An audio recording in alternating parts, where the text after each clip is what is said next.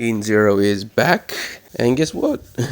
Sister Lily actually is a little bit more convincing than the others do. But before we get to that, we have to go back to Homeru and Draken. And I gotta say, it's repeating itself, but differently, like always. And so that guy that owed Draken money, and Draken stuck a bottle in his mouth and then used alchemy to change the composition of the bottle to make it heavier and crush him. Yeah, that guy's back, and well, it all happens all over again. Draken, of course, doesn't kill the guy because he needs to get his money back, but still, fuck that.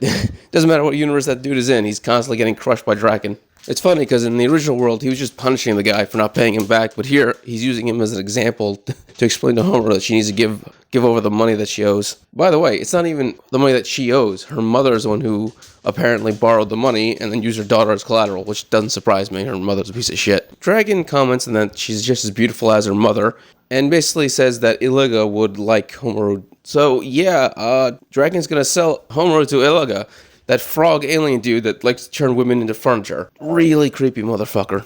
Yeah, so we're going back to that creepy place. At least we can stop it again, because let's be honest, that shit needs to be stopped. Because that is probably one of the darkest things in Eden Zero, is that frog turning women into furniture. With that being said, you know, as the story went on, the number of aliens really decreased, I noticed. Like, we focused more on humans and androids, and less on all the alien races that exist. They just kind of, like, disappeared from the story. Anyone else notice that? Anyway, Homer was about to be sold off the same way Rebecca was, and, well, yeah, that frog is disgusting. But, back to the main group. So, Chigi and them are kind of surprised that Sister even knows who Draken is. Because once again, she's supposed to be basically in hibernation for the last 10 years, but she's not. And they're basically trying to convince her that they're not a part of Draken. And she says, well, where's your proof? And they're like, okay, but how do we prove that? We should have brought a witch with us, I guess. And then Whis is like, you know what, I'm sick of this. Just remember already.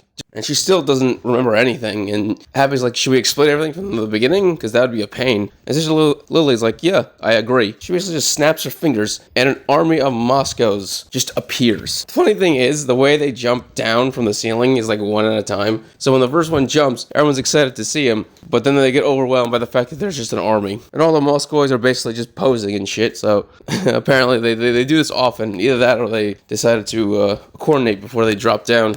I say that because all their poses are different. They don't share the same pose. They clearly had to think this through first with each other. So Weiss is like, Shiki, do something. And she's like, I can't. It's Moscow. We can't just hurt our friend. And Happy's like, well, it is Moscow, so that means it's okay to hurt him. And Pina basically thinks of Happy as being a dirtbag at that point, because that is kind of a dirtbag thing to say. So the Moscows capture Rebecca and toss her over to Sister Lily, who then, of course, binds her like she always does. So that's when Shiki gets mad and uses gravity to basically blow away all the Moscows. Yeah, unlike the others who get their memories back by saying friend, Sister doesn't respond to that. What she responds to is Shiki using his gravity. And the funny thing is, unlike the others remembering each other, like Rebecca and Shiki remembering each other, and Pina and Weiss remembering each other, what Sister remembers is doing S&M things to Rebecca. We just get a full-on flashback of all the shit that she's done to her. And yeah, I forgot that there is a lot in this manga. I completely forgot about that. She then looks at Rebecca and calls her the ultimate sub.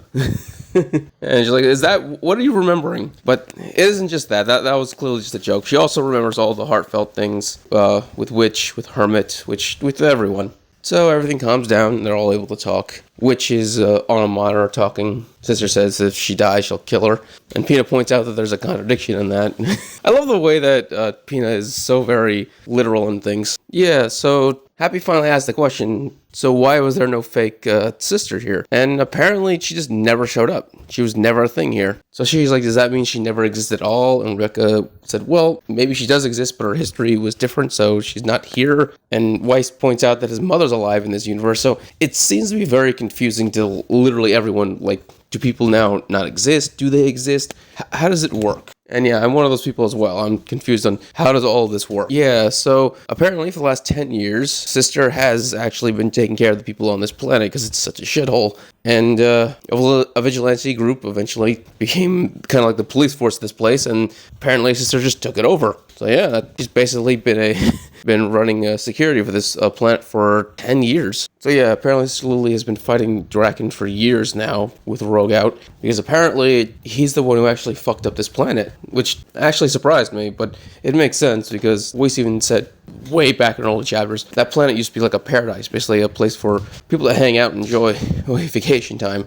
Now it's just a crime-infested hellhole. So Sister's like, okay, but now that we're on a new game, we could take him out easy this time. Rebecca doesn't really want to get involved with him, but everyone basically points out that, yeah, we got 3 crewmates that are, kind of working for him, so we kind of have to get involved with Drake and Joe again. She then points out that Drake and Joe may not actually be the same person he was in the other world, which means he could be stronger. That could put a wrench in their gears. So they're all contemplating on how they're going to do this when a message is sent to Sister Lily from Moscow, the real one, because all the others were just dummies that she made. The real one is dressed as a woman, which is just Moscow in a wig. It doesn't even look good.